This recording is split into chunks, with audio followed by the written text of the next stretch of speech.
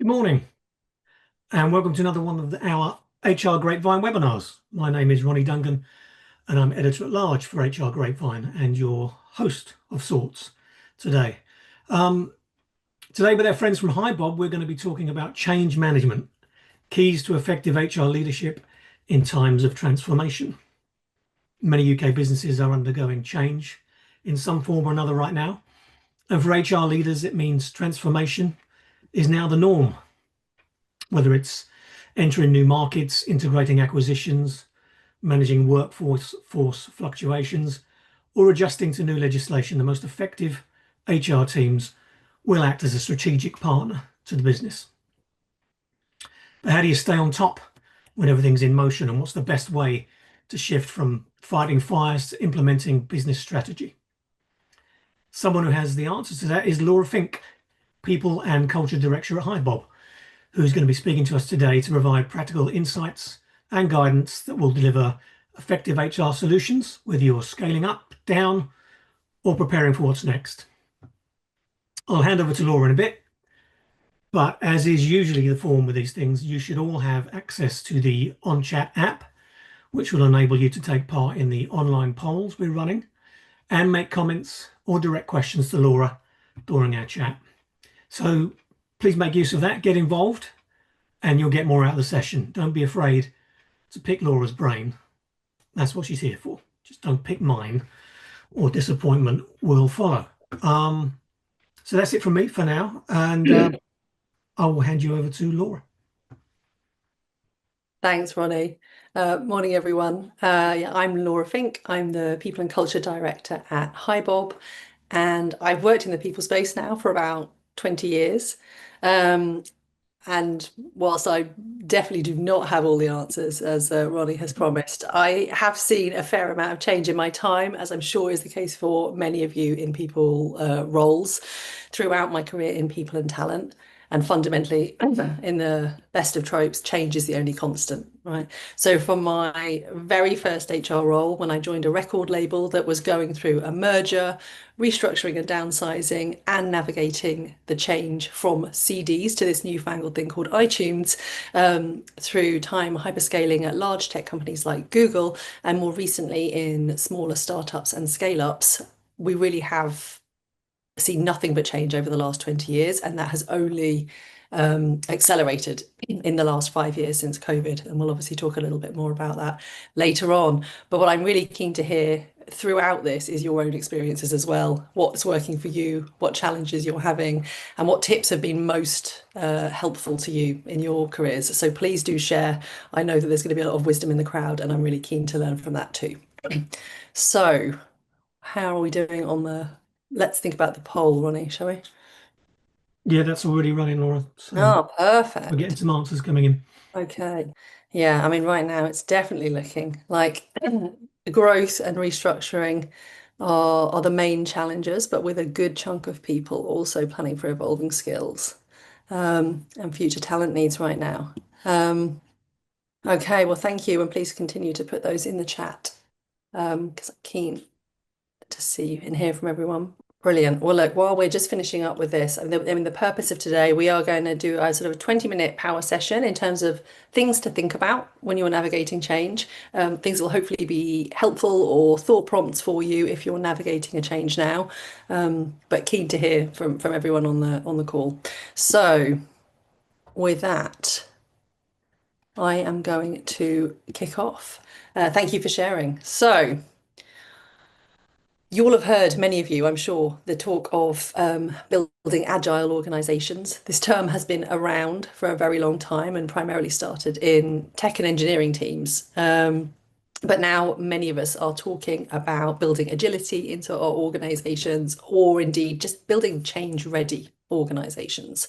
At HiBob, we talk about having a change mindset.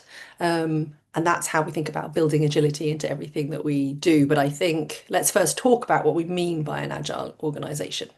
In the past, it's been used to refer to high growth organizations, right? But actually, in practice, it's really a concept tied more to how an organization recognizes the need for change and effectively plans and adopts those changes. And that happens, obviously, we saw a real shockwave in 2020 with COVID, when most of us, I'm sure, experienced one of our biggest challenges in leading change that was absolutely not expected and required transformational shifts in the way that we worked, with the move to remote very quickly and fundamentally changing the way that we're working. Or with the advent of Gen AI, as we're all navigating now, and or when you shake things up with an expansion into a new market or a new product. Now, but my view is that we don't need to focus on speed to define agility, right? It's not about how fast you win the race. Speed is important and it's a factor, but you need to make sure that you're winning the right race. And so agility is about being deliberate, being thoughtful, and building an organization that can respond to all sorts of different kinds of changes because we don't know what's coming next. And we want to be able to take employees and our stakeholders on the journey and get to the best place we can as fast as possible. So, what does that look like? There are so many different kinds of changes that we as HR folks are leading and navigating with our businesses right now. It takes on a variety of different flavors. And as came out in the poll quite strongly, a lot of that at the moment is about headcount. For many people, 5-ish years ago was a period of hypergrowth and businesses were scaling incredibly fast. And growing that workforce means really rethinking about how do you hire quality at scale? How do you have onboarding strategies that bring people into your culture effectively at scale, with the right talent, ramping quickly and feeling integrated into the behaviors and culture of your organization? Through to then a period where a lot of companies were going through significant restructuring. And that has been the case, I think, for many over the last couple of years, with a lot of economic uncertainty, a lot of geopolitical uncertainty. Many companies have faced significant downsizing. And that brings its own challenges, which I'm sure many of you are familiar with. And that includes obviously thinking about the right org structure, how you are going to operate in the future, how you navigate that layoff process itself with a people first approach, and think both about the people who are leaving the organization and how you treat them with kindness and empathy and respect and set them up for success as best you can, and how also that you navigate that for your remaining employees who are navigating a little bit of survivor's guilt and obviously a potential downturn in engagement. And then there's all of the other stuff, right? The business as usual, whether that is new products, new geographies, new legislation that's coming in, or whether that is having to adjust your workforce to a whole new set of capabilities that you need to build, which I guess for most people right now is thinking about how their organization is going to change and adapt with the advent of Gen AI. And a lot of us, I'm sure, and I'll be keen to hear from you about what you're trying to navigate, are thinking about how do we build capability in our organizations with a brand new skill set? How do we adapt our workflows and our ways of working? What does that mean for workforce planning next year as we start to think about reaping some of the benefits of Gen AI and how it can improve efficiency? And how do we go from experimenting to adopting to driving the way our organizations are fundamentally reforming at this moment of change? And then, of course, many companies as well are dealing with mergers and acquisitions right now. It's a time of real change. And for many, that means therefore bringing together two or more companies or being acquired and thinking about what's needed from a leadership, organization structure, culture, and ways of working perspective, and potentially entering new markets that you've not navigated before. So we need to be agile in a variety of different domains, and there are so many triggers for that. And I think right now these are only accelerating, right? Like, why does this feel so pressing right now? We are in extreme VUCA times, as they call it. And increasingly, what we're seeing is that there's no playbook for the things that we're facing into. And I think that means that as HR professionals, we're moving from implementing best practices to really needing to lead with from first principles, like what is the change that is needed and what is that going to mean for our organization? And why is that? Because innovation cycles are shrinking across industries. It used to take 5 to 10 years. Even for, if we think about the rise of the internet, it was 5, 10, 15 years in the making to go from something that was an early adopter through to mass scale. And then you look at Gen AI and what happened in the last 12 to 18 months. And that speed of adoption and that innovation cycle is having a dramatic impact on what we're seeing in our organizations. As organizations grow, we really need to figure out how teams can now collaborate in ways that were not necessary 20 years ago. People worked in their functions, and now we know that we need to be more customer focused. And that means experts collaborating, standing up in teams, and taking a kind of a customer view on delivering value rather than managing processes. Technology is changing how and where and when we work. As we move to remote, to hybrid, to finding skills shortages for these challenging to fill roles, and also at the same time, mass unemployment with significant layoffs over the last few years. And we continue to see a lot of different changes. Depending on where you operate, there are a lot of social, economic, political challenges that are impacting either your strategies or your teams. And of course, thinking about how to navigate both what is necessary for the business and also for your employees and take them on the journey is a huge part of this. And our customers are feeling the pain in navigating this. And depending on what industry you're in, customers are looking to us as providers to support them with all of these challenges. And that means that any business that is supporting a set of customers has to be agile and ahead of responding and supporting to their customers even more now.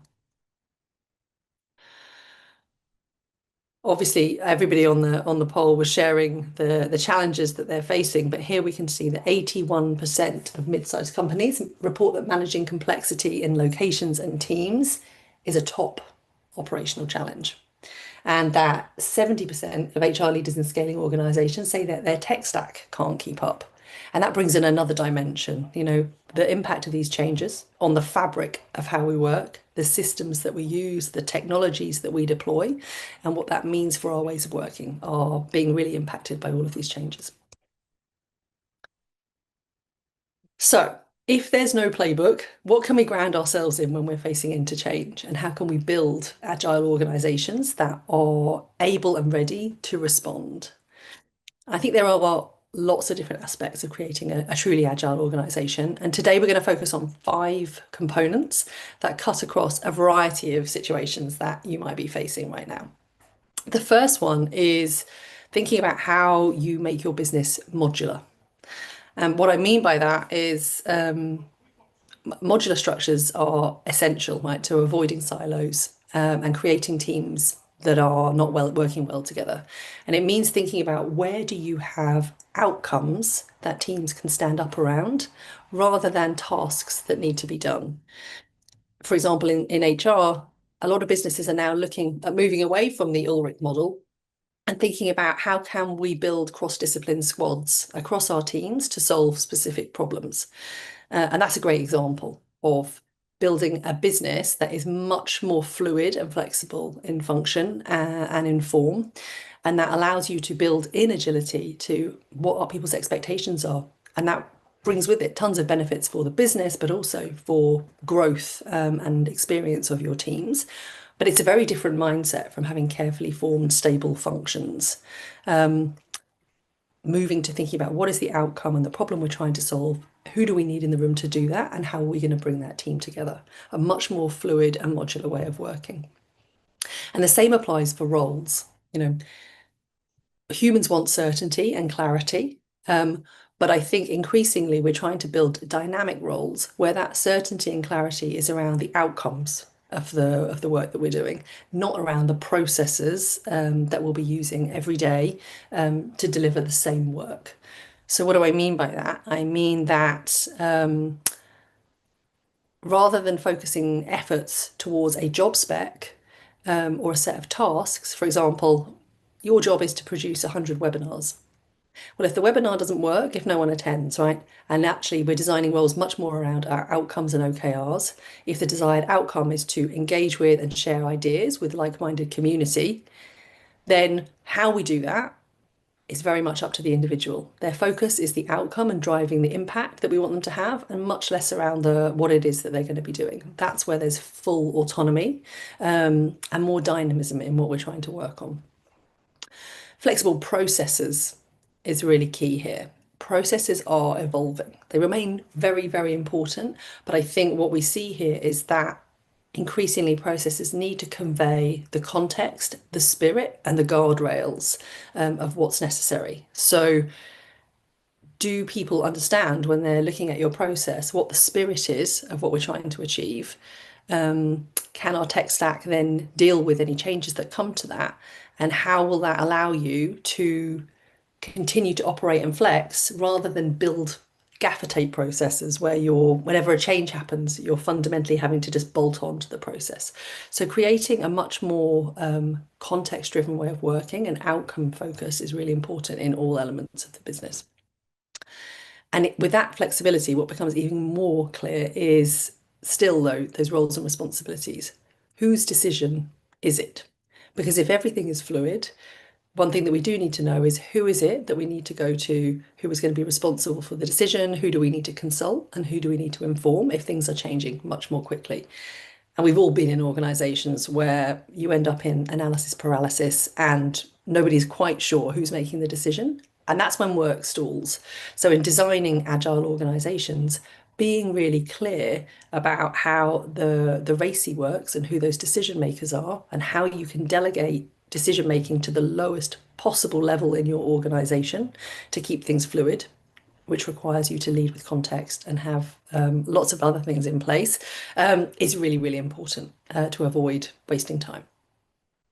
And then finally, having a source of truth for your data is also a really, really important thing. I'm sure many of you have worked on workforce planning or restructures or organization design projects where half of your meetings are spent debating whether, you or the finance team has the correct version of the truth of the headcount data. And having a single source of truth for any kind of data in your tech stack is super, super important because it means you can actually focus on the work to be done and you can have confidence that you're making your decisions, which need to be, to be fast and rapid off of a central source of truth. So having a high quality data layer is extremely important.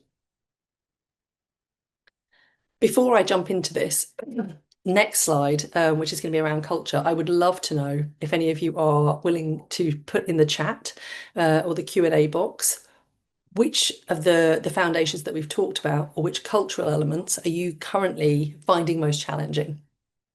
What is it that you're feeling like is not working in your organization or that you could improve to help you become a more agile organization?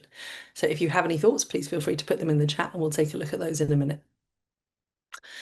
So to date, we've been talking about structural foundations of the business, but one of the most important things in terms of building an agile organization is your culture. I'm sure I'm preaching to the choir here, but building an agile culture where you have a shared mission, a shared set of really, really clear goals in which the company can rally around and look to when they're trying to make decisions is absolutely critical in building agility. Success takes a village. It's a bit like in football where you need everybody in your squad engaged and excited to support, even if they're not playing and they're currently on the bench, right? We need everybody to be excited about what the team's mission is.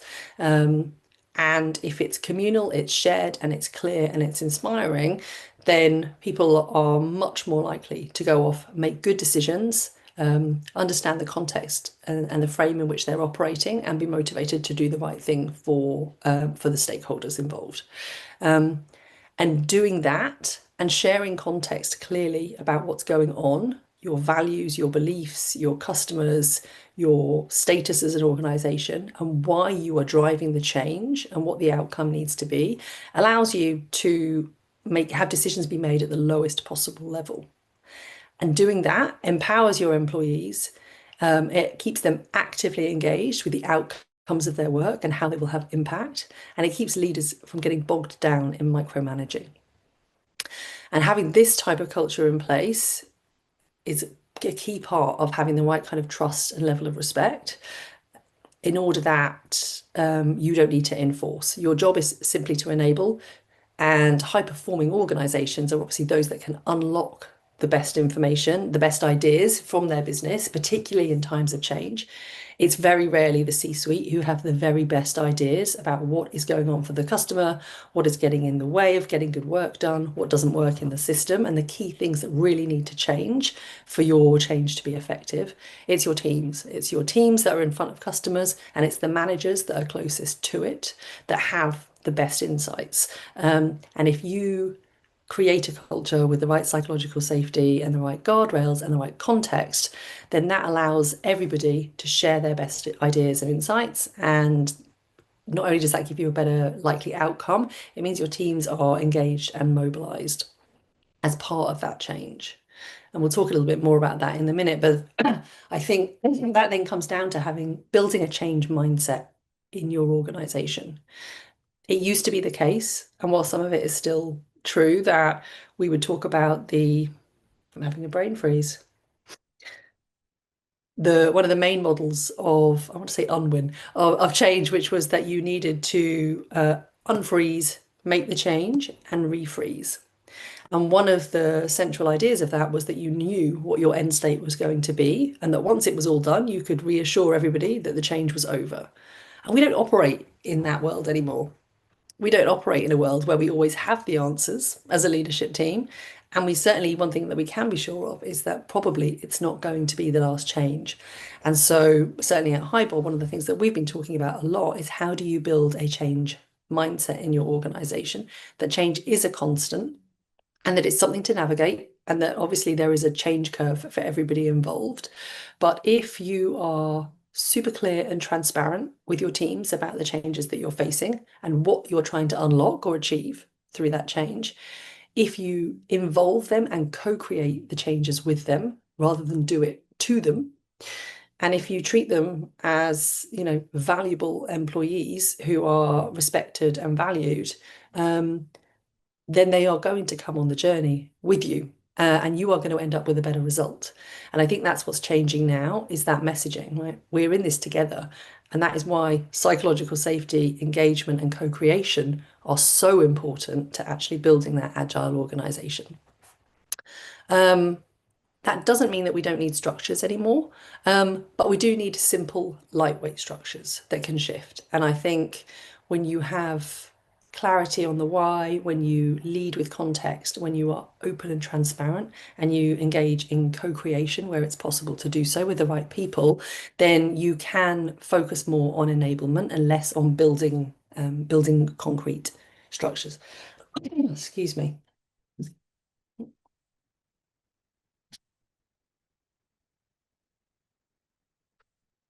Okay, I'm just looking here at some of the comments that have come in.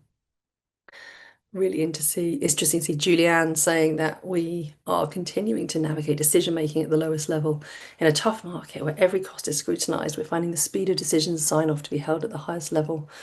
It is essential governance, but it takes longer. Yeah, I entirely agree.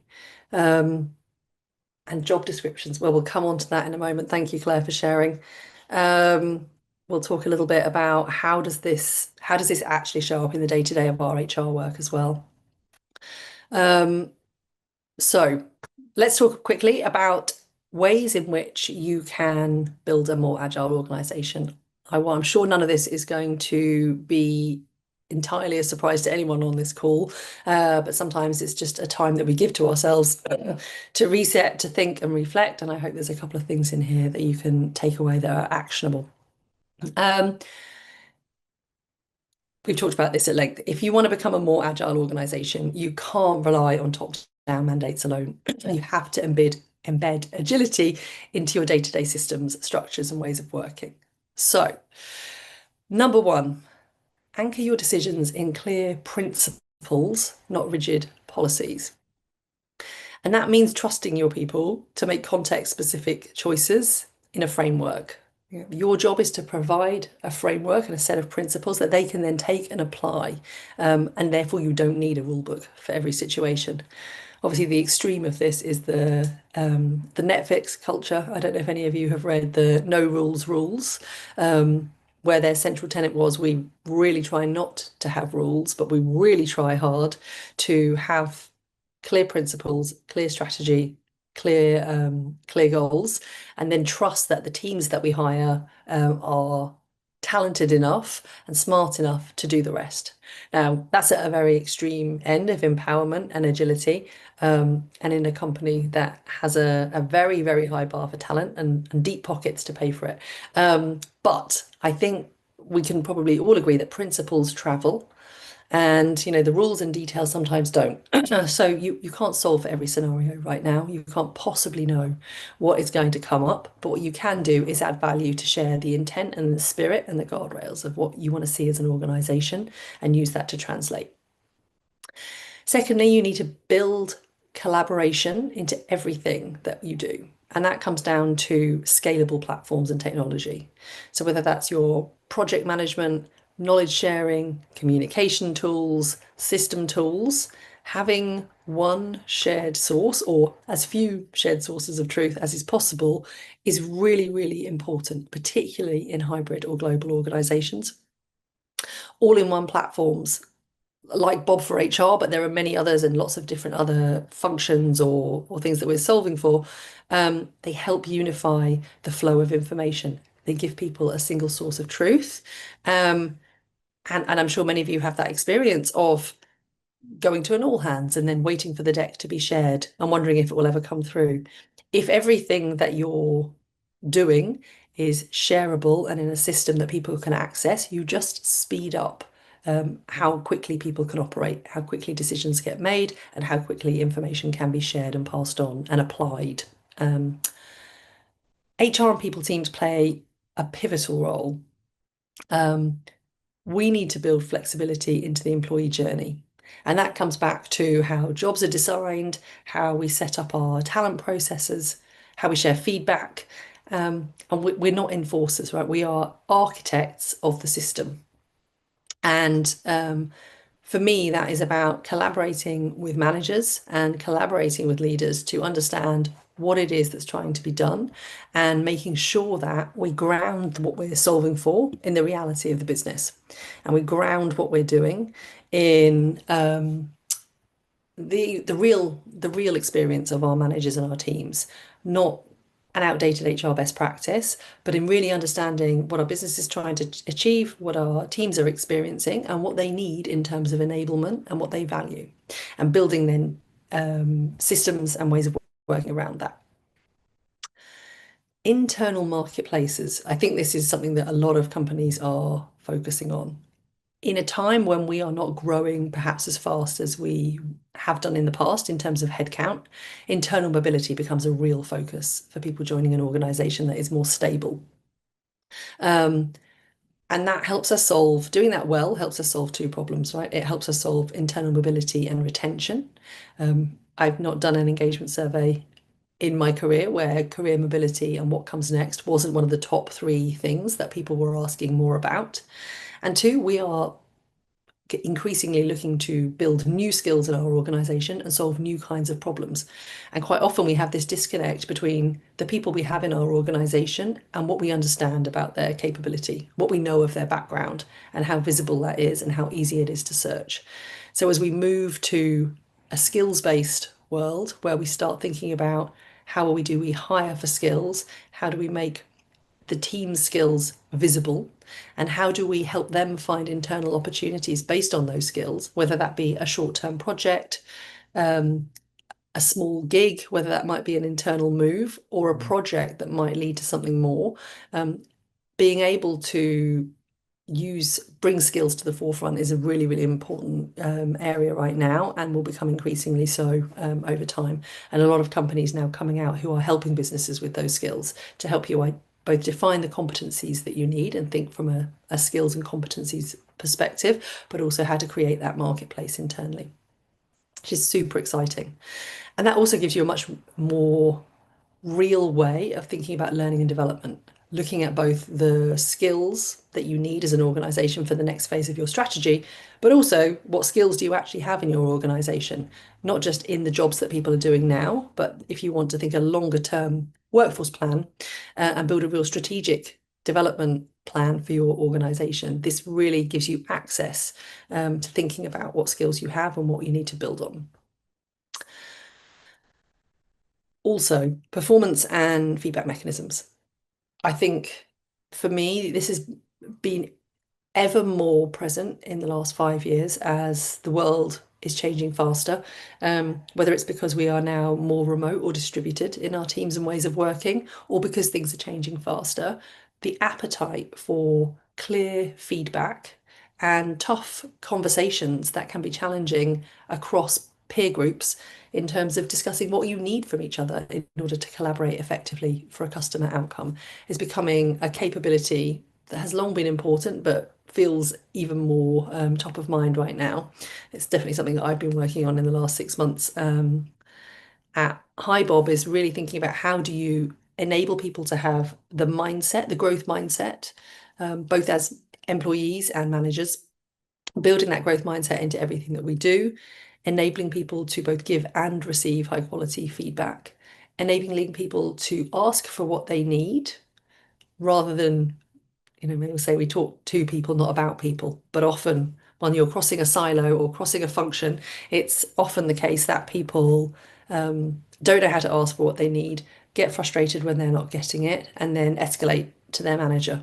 And I'm sure that's not the first time that any of you have seen that, but I think enabling performance between managers and employees, but also between peers, is an increasingly important part of us being able to collaborate in an agile way.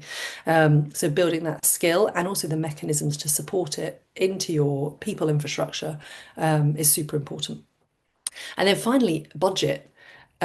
Building agility into how you budget is so important to be able to respond to change. And I've definitely seen organizations where your progress as a business is hampered because you know that right now you need to wait for the next annual budget process, and that means that projects that are really important still can be put on hold or paused. And moving from that traditional annual budget to some more of a rolling budget and reforecast is a way in which businesses can build agility both into budget planning and also into how we think about workforce planning too, and ensuring teams have the resources, both people and technology and various other resources that they need to do what's needed right now. Right, I'm conscious that we have a lot still to get through. I'm going to speed up a little. How will you know if you're becoming more agile if you start to play with some of these things? Speed of decision making. I think this is something that you can feel, and often it's because a new leader joins the organization and you start to see things happen faster in that part of the organization, and you can really sense when there is a change in the pace in an organization or in a part of the function.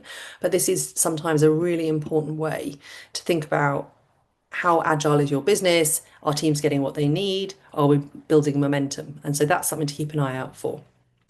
Bottom up innovation. It's a key signal of agility when people feel empowered to get stuff done, to experiment, and you start to see those kind of ideas and those MVPs coming up from the bottom up. We've certainly seen that at HiBob most recently in our Gen AI program. We have been encouraging all of our teams to experiment with the technology. We've been encouraging people to see use cases and start to build them, obviously within certain guardrails and policies. When you start to see momentum in that kind of bottom-up innovation, that's a great sign that your organization has all of the necessary attributes for people to feel empowered and start acting. And when you are an agile organization and projects start to stand up and you start to see ways in which resources are moving smoothly through your organization to the greatest need, through internal mobility, through skill development, through more agile budgeting processes and flexibility, then you're really seeing that kind of the swarm to the most important thing, signaling that you're building agility into the actual ecosystem of your business. And then you can measure this, right, through your usual usual mechanisms, your engagement survey, your pulse surveys, your retention statistics, your exit interviews, all of this is giving you a pulse on how are people feeling, and whether these key parts of the ecosystem that you're building, whether it's working or whether there are still blockers that you can go and unpick and unlock through those signals. Had a couple of comments, questions in addition to the ones you've already had there, Laura. So Okay, great. um, Let's I have a don't look. know if you want to address those, or we can hurl straight into the other questions, my questions. I'm just having a little look here. Um, yeah, Claire has a question about having a high proportion of non-native English-speaking employees who are critical to the business. And many are not confident in asking for, I can't see, feedback or even speaking up in team meetings. PhD level, super smart people, but where English remains the problem. That is a really interesting challenge. I would love to know if anyone here has faced anything similar and has some great ideas for that. I think my initial thought is thinking about what other mechanisms are there for people to not have to speak up in the moment. Like, what other mechanisms can you put in place?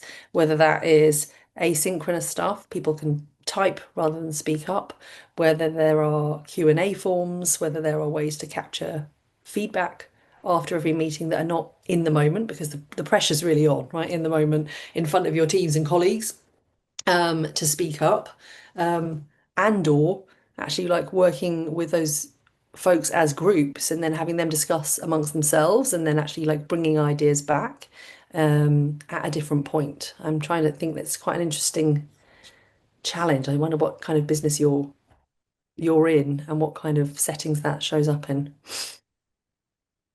Uh, Yeah, personnel change is the only shared. An MD in their business has taken a promotion, which is meaning a change during a current restructure. And we talked here about leadership, right? And the importance of having your leaders being brought into your vision and being able to take your teams on that journey. When you have an organization restructure at the same time and you have somebody new in, that can be really, really unsettling. But I think actually is also a great opportunity to have somebody else appointed to listen with fresh ears and to really take a moment to understand and take stock of where your company is at and what the challenges are. But if you don't have someone in space, that is really challenging because you really need that leadership at a time of change. Okay, please keep those coming. Um, And obviously, if any of you are interested to talk further, we'll be in touch in due course with some more information if that's helpful. But yeah, Ronnie, if we want to go into the Q&A, by all means. Yes, we'll do. We'll do. Okay, so this is this is obviously these sort of changes are obviously difficult from the perspective of strategy and implementation, but obviously it brings about excuse me brings about an emotional challenge as well, which means that sometimes people don't always act rationally or maybe manage in the way that they should. So I guess you have to get people on board with it. So who are the most important ambassadors when you're implementing change, and how do you get them bought in, and how do you recruit them to your cause? Great question. And I think that's the always the million dollar question in a change like this, right? How do you bring people with you? And obviously, normally we involve our leaders, and they are a key cohort in helping our teams navigate, understand what this means for the team. But one of the things, with that being a given, that we really focus on at Highbob right now is thinking about how do we engage the first line managers, who for most people are who they get their information from. How do we bring them into not just into the circle of trust in terms of actually knowing what's happening, but in terms of getting them to help us co-design or think about how to implement the changes that we're in, depending on what's appropriate and possible. And also starting early with a group of influencers, right? Thinking about who is it in your business who is high performing, who brings a perspective from the ground up that you would value. Who is it that has kind of social capital and influence with their teams, who will also help their colleagues get on board faster, and is also able to then talk in an informed way to the rest of the business in terms of actually like what should be happening, and how the team feel about it.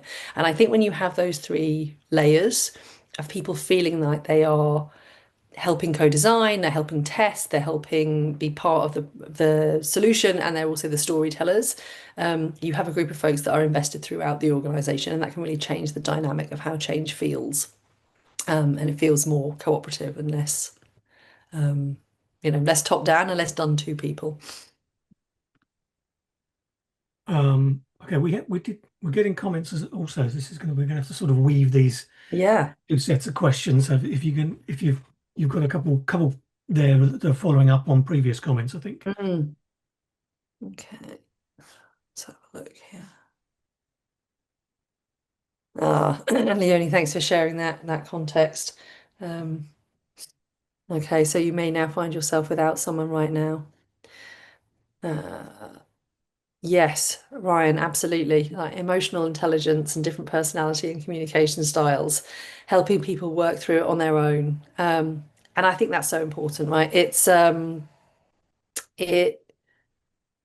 the emotional journey that people go on is real, right? And I think one of the things that I try and focus on is really calling that out and building that into how we plan and communicate a change, making sure that we're using all the different mechanisms and tools that we can to communicate that change. So, whether those things are in-person kind of fireside chats for more Q&A, whether those are async videos that give people time to process in their own time, whether those are focus groups that you follow on afterwards, where people have had time to reflect and to share their views, their insight, and what they're worried about. And knowing that it's going to take people time, and some people will be excited about what's coming, some people will be a bit mixed, and then some people are going to take a lot longer to come on board or may struggle to actually to adapt. And that is definitely all part of it. And I think that means that you need to help your leaders and your managers understand that and build their capability to support their teams who will all be coming at this from a very different point of view. But it's a really good point. Um, okay, what else have we got here?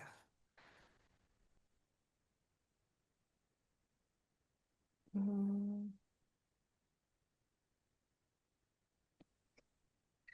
Cyan, apologies if I'm not saying this correctly, Cyan, but if our middle managers are the ambassadors of change, how do you get senior leadership to utilize this within a hierarchical structured company? Well, yes, I guess the culture of your organization and how hierarchical it is plays a huge part in how this happens. I think what I certainly have tried to do is um, help leaders think about what their actual role is in the change. In a more agile times, we need to move from leaders sometimes traditionally thinking that their role is to enforce control. And actually, what we're really talking about is reframing that role from a controller to a kind of a capability builder, right? So we try and at Highbob, we try and coach leaders to see their job not as managing output and controlling change, but about creating conditions where their teams can adapt, can make decisions and learn fast, and really bringing that growth mindset and psychological safety into our expectations for leaders. And certainly when it comes to change, encouraging them to role model vulnerability, be open about what we know and don't know, because often right now that's one of the things that can be really challenging, not wanting to communicate until you have all the answers. And almost now we never have the answers. So saying that that's okay and setting that expectation with your leaders that actually your teams are going to come with you on a journey if you're vulnerable, if you make space, if you set clear boundaries, but that you allow people to come on that journey with you. This is what we expect of our leaders, and that is changing. And so I think that can be harder in a more hierarchical business, but it's a journey that we still need to go on.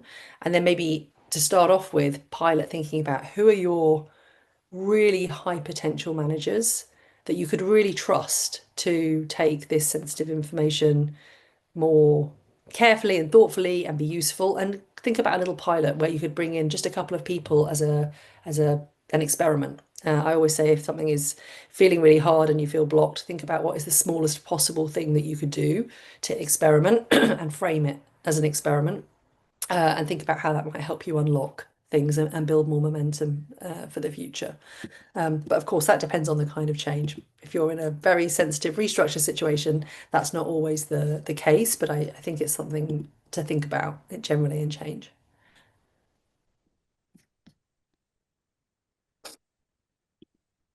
What should we do next, Ronnie? I can say, there's another question coming. So if you're happy to keep doing the audience ones, or we can, Yeah, sure. or maybe you can answer some of my questions. So, Hmm. I think Cyan actually has asked the question I was about to ask, which is about getting leadership buy-in. So, Yeah. cross that one off the list. Okay. Um, but when there's a lot of change going on, how do you deal with people getting a little bit overwhelmed with it, perhaps a little bit, you might call it fatigue? Mhm. How do you keep them motivated? How do you keep them on board and all going in the same direction? Um, yeah, it's tough, right? Like when change is constant, that is the case. I think we try and frame that as part of the journey that we're on, right? I think if you have a growth mindset, and you are positioning the change as a hopefully positive move to your strategy, or certainly in terms of the cash flow of your business and your ability to continue to deliver value for customers and for the teams that remain if it's a downsizing situation. Um, so it's very context specific. But I think often change fatigue comes from a lack of agency, right? It comes from feeling frustrated about not knowing what's happening. It comes from thinking, well, I might as well not bother. No one's ever going to tell me anyway. This is just always there's always going to be more, and I'm never in the loop. And people get fed up and they switch off. If you give people a voice in that process and you're clear on your communication and your pacing and you think really thoughtfully about how you do that, you can mitigate that to a certain extent. Um, it's also building understanding in your leadership that, change is painful, right? Like we talk about that change curve and all the things that it triggers in employees, like am I still valid? Am I still valued? Am I still wanted here? Do I have the right skills to be successful? All are experienced as a threat, and that can be physically painful. And I think just helping your leaders understand what it is that employees are going to be worried about, and how they can support them with as much information as they have at the time and show empathy to that and Yeah. reassure them where it makes sense, both in terms of where they are still valued and what changes we're going to support them to evolve and come with us on the journey, then that can really help. And where you have peer influencers who are also part of that early, that can also help signal to the organization that their peers that are respected are on board with the change. And I Yeah. think finally, the other thing is actually just given how fast things are moving, thinking about how do you make the change sustainable and how do you support your teams? How do you put in place clear strategies and well-being strategies to make that level of change feel manageable, right? And show people flexibility and grace and provide mechanisms of support where people are struggling. So it's about outlining really from the offset, um, that it's a journey. This is the destination we want to get to. Along Mm, the way, there's going to be some upheaval. There's going to be some, might even feel like chaos, but you can expect that, and it's part of the process. And eventually, it will dissipate. yeah. Okay. Um, so that's a sort of emotional aspect of it. If we talk about structure and how organizations have different kind of structural norms, um, what's the most difficult structural change your organization may have to make to become more agile, and have you overcome that sort of resistance? Mm. Um, I'm trying to think right now. I'm in an organization that's, relatively new. We're an organization that's only 9 going on 10 years old. So we're very fortunate right now that a lot of what we have in place is pretty new and is relevant to our current strategy. And that's obviously much harder if you're in a large established, much larger organization. I'd say one of the beyond the usual kind of restructure type of situations, there's two things that kind of spring to mind. One is we recently made, well, in the last 2 years, we've made two acquisitions. And so certainly we're very thoughtful and careful about making sure that the companies that we're bringing in both build strategic capabilities that we need, but also are a good culture fit for what we're trying to deliver on our mission. And that always helps, being really, really careful and thoughtful around that. But in practice, bringing together two companies is always a journey, right? And so thinking about how are you going to operate, what are you going to take from each other, how are you going to kind of bring elements of that culture into your culture and help them understand how work gets done, ways of working, making people feel real embedded. That is always a challenge. That's definitely something that has been super interesting over the last 18 months. And the other thing is actually to this making your company more agile, right?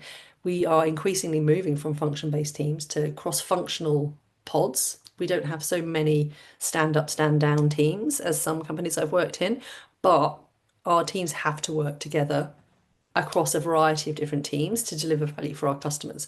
And actually shifting the mindset from them and us, and this is my part, and then I fling things over the fence, to what are our shared goals? What's the customer experience? How do we ensure that everyone has kind of shared goals, shared ways of metrics that are aligned, that actually make sense, and make sure that everyone is incentivized to show up in the right way for the customer, and that we really invest in the mindset and skill set pieces around performance and feedback has helped us with some of that transition. So I guess within a big project like that, if you're talking about mergers and acquisitions, Mm. you're also still going to be dealing with the day-to-day fires that you have to put out, Yeah. short-term problems. How do you juggle the two sets of management tasks, I guess? Yeah, I think that's really interesting. And I think one of the things that we've thought about a lot in our situations is what's the phasing, right, of how you bring these two companies together. And when you're in the early stages, we've tended to actually leave those teams intact so that we can both run the business while we're planning for the change once the companies have come together and start thinking about what our next phases are. And so leaving teams intact and then moving in planned stages and phases is a really important part of reducing the potential operational impact of everyone getting extremely distracted by the merger, and not focusing on actually delivering value to customers. So that comes down, I think, to careful planning, careful phasing, and kind of clear goals for each part of that transition to make it easier. Okay. We've got about 6 minutes left, so I Mm. did have a few more questions on strategy and structure, but that's fine. Mm. Let's talk about data. Everyone loves talking about data, right? Yeah. Um, what role does that play, and what should you be looking at? What should you be monitoring um, to make sure that you're on track to meet your goals? That's a good question, and I guess it always depends on what kind of change you're in. Typically, I guess there are normally financial metrics that we're trying to achieve, and I think it's really important for HR teams to stay close to their finance peers and their other stakeholders to make sure that you understand like what are the financial and operational changes that we want to track and measure. Certainly in any change I've been involved with, and I think back to my last organization where we were making a number of different changes, we identified the kind of key metrics that mattered for us, and that was around our kind of average revenue per head, and we monitored therefore, the headcount changes and our revenue per head. But then at the people level, in terms of actually how people are adjusting to the change, we kept a really close eye on additional pulse surveys during this time of change to help you see where we're at on that change curve, what early problems are coming up that you can get to faster. And of course, they're looking for things like any spikes in attrition that are in undesired attrition. These are the obvious things that I think people monitor during times of change, and it's worthwhile kind of figuring what is most relevant for your change type and having a shared view with the rest of your leadership team about what those metrics are that matter and that you can come back to every month and keep a pulse on. Okay. Um, because we sort of have to really, because of the times we live in, we have to mention sort of AI and whatever role that has to play in things. Of Yeah. course, it might be the catalyst for a lot of this change, but I guess it could also support your change efforts. So does that have a role to play? What can it help with data analysis? Where does it fit into things? Yeah, I mean, I guess I'd say there are kind of three things that I think about when it comes to AI right now, right? Like, what are the strategic changes that AI are going to create in your business? Um, Two, how do you build capability within your business from a skill set point of view?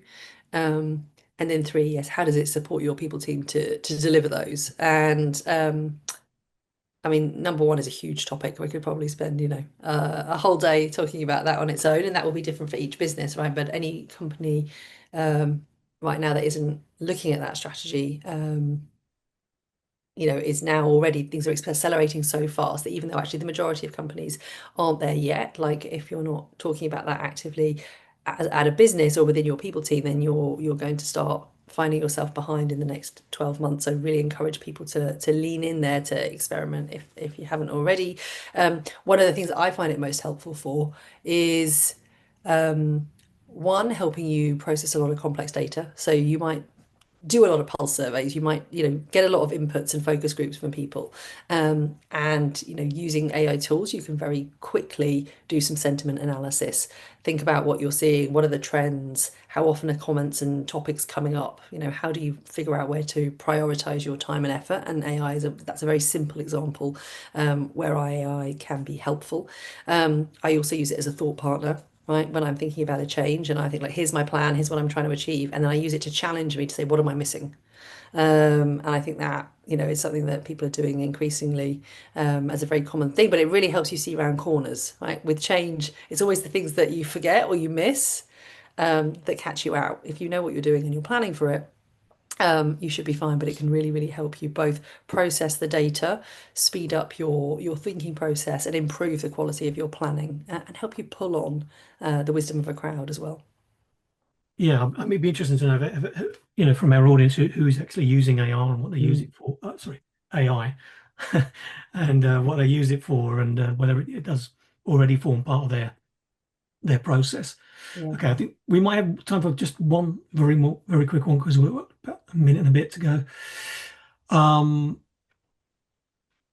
When it comes to mergers and acquisitions or restructuring, how do HR and finance stay aligned on these decisions?